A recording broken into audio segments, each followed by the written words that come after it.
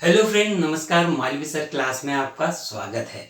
दोस्तों, जैसे मैंने कहा था कि मैं फोनेटिक्स साउंड को लेकर एक पूरी सीरीज तैयार करने वाला हूं। तो दोस्तों, आज उस सीरीज का पहला वीडियो मैं लेकर आया हूं, जिसमें मैं आज आपको बताने वाला हूं कि कॉन्सोनेंट साउंड क्या होते हैं। इसके पहले मैं आपको बता दूं कि हर भाषा में कॉन्सोनेंट्स वावल साउंड होते हैं, उसी तरह इंग्लिश में भी कॉन्सोनेंट्स वावल्स है। और सबसे पहले मैं आपको कॉन्सोनेंट साउंड के बारे में बताने वाला हूं। तो मैं शुरू करने के पहले आपको बता दूं कि कॉन्सोनेंट साउंड की जो संख्या है वो हमारे पास 24 है। इंग्लिश में 24 कॉन्सोनेंट साउंड।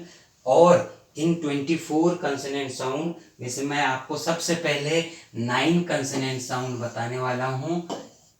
9 कंसोनेंट साउंड, और जिसका नाम है वॉइसलेस या अनवॉइस्ड कंसोनेंट साउंड। तो ये जो 9 मैंने आपको बताया है कि 9 होते हैं, ये 9 ये होते हैं। सबसे पहले आप देखिए, ये मैं इन्हें पहले अल्फाबेट के जैसे पढ़ देता हूँ। ये पी दिख रहा है, ये टी दिख रहा है, ये के दिख रहा है, ये एस और ये एच, ये एफ। इसके अलावा आपको अल्फ़ाबेट में ये नहीं मिलेंगे। तो इसीलिए मैं आपको बता दूं कि ये अल्फ़ाबेट्स है ही नहीं, ये साउंड है। इसलिए हम इन्हें पी टी के पढ़े ही नहीं। तो इन्हें क्या पढ़े? इन्हें हम साउंड के हिसाब से पढ़ते हैं, साउंड के अनुसार पढ़ते हैं। तो ये पी जो है ये प है, ये जो टी है ये ट है, और ये के ये क है। अब ये बिल्कुल सही बन जाएगा, क्योंकि अब ये जो दिख रहा है, जिसे हम अल्फ़ाबेट के हिसाब से नहीं देख सकते थे, अब ये हमारे लिए च बन गया है। और ये एफ जो है ये फ बन गया है। और ये जो थीटा दिख रहा है, थीटा जैसे जो चीज़ दिख रही है हमको कि भाई ये थीटा क्या है, मैथ्स में होता है ये, तो ये यहाँ पर थ का काम करेगा। और फिर बचा ये एस, तो ये स दिख भी रहा है, एस है तो स बनता है। लेकिन ये जो है, जो ऐसा लग रहा है कि एस को पकड़ के थोड़ा दोनों तरफ से खींच दिया गया है, तो ये श है। और ये एच ह है। तो पूरे के पूरे सारे जैसे है वैसे दिख रहे हैं। प ट क च फ थ स श ह। तो ये 9 कंसोनेंट साउंड है आउट ऑफ 24। 9 इन्हें हमने क्या नाम दिया था, इसके पहले मैं आपको बता दूं और एक बार, यदि हम भूल गए हो तो, वॉइसलेस या अनवॉइस्ड साउंड।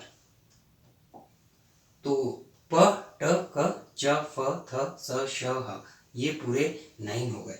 अब ये हो तो गए, बता भी दिया, लेकिन हमको इसका आर्टिकुलेशन यानी बोला कहाँ से जाता है, कैसे जाता है, तो हम देख ले। सिंपल मैं पहले आपको बता दूं, प ट क च फ।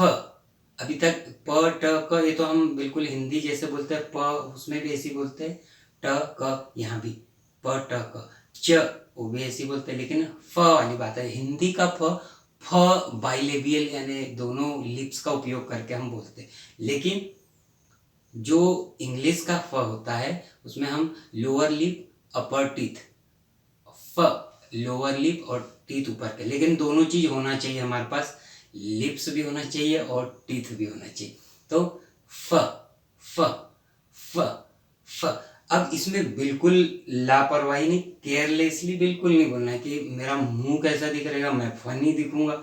बिल्कुल आप इसकी चिंता मत करिए। यदि सही बोलना है तो आपको सही तरीके से उसको प्रोनाउंस करना पड़ेगा। तो मैं एक बार फिर से बता दूं, फ फ। अब च प थ। अब थ देखो, थ जैसे हिंदी का थ ऐसे बोलते हैं। तो दोस्तों, मैं आपको बता दूं कि जो ये स होता है इसको भी दो तरीके से बोला जाता है। एक तो स आखिरी में आता है, तो जैसे क्लास, क्लास, तो जहाँ स पे हम छोड़ते हैं वहाँ थोड़ी सी विस्लिंग होती है, क्लास। और जब स्टार्ट में बोलते हैं तो स्टार्ट में भी थोड़ी सी विस्लिंग करते हुए बोलना पड़ता है, तब वो स का साउंड सही होता है। Sport, school, steel, start, start, ये विस्लिंग हो रही है। विस्लिंग साउंड से पता चल जाता है कि ये स बिल्कुल सही बोला गया है। तो ये फिर से हम देख ले, प ट क च फ थ स श ह। एक बार मैं इसे पूरे साथ में लिख देता हूँ।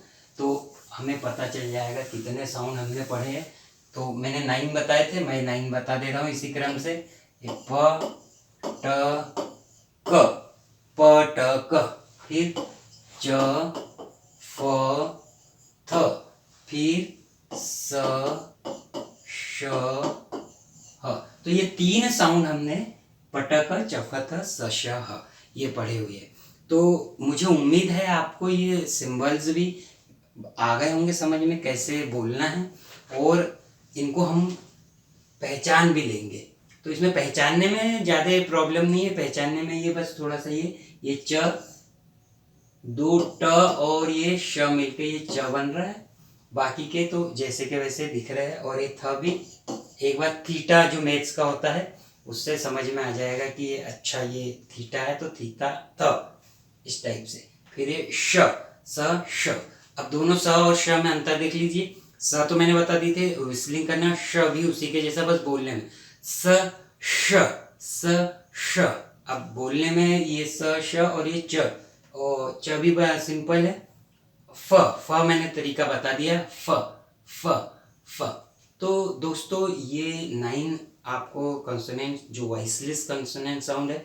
अब इनका नाम वॉइसलेस नाम दे के मैं क्यों बोल रहा हूँ बार बार, ताकि आपको आगे याद रहे जब भी मैं कोई वॉइसलेस बोलूँ तो आपको ये 9 समझना है, वॉइसलेस साउंड कहीं आगे, क्योंकि अभी थोड़ी सी जरूरत पड़ने वाली कि वॉइसलेस में ऐसा, वॉइसलेस में वैसा। तो जैसे भी मैं वॉइसलेस बोलूँगा हमें ये 9 साउंड याद आ जाने चाहिए कि जी हाँ ये 9 वॉइसलेस है। पटक चफथ सशह याद रखें, इसमें बोलने का भी बहुत अच्छा है। इसमें एक लय बना लीजिए, पटक चफथ सशह, तो ये बिल्कुल इजीली याद हो जाएगा। और याद रखिएगा आगे, क्योंकि इनका बहुत उपयोग होने वाला है और हमारे प्रोनाउंसिएशन बहुत सुधरने वाले हैं।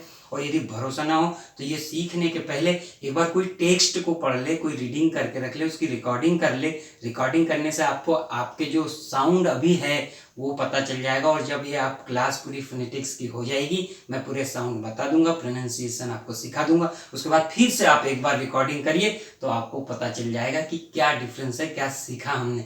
यहाँ पर तो सामने ही पता चल जाएगा कि क्या सीखा है और क्या नहीं सीखा है। तो रिकॉर्डिंग जरूर करिए और मैं आपको यकीन दिलाता हूँ कि आपको फ़ायदा होने ही वाला है।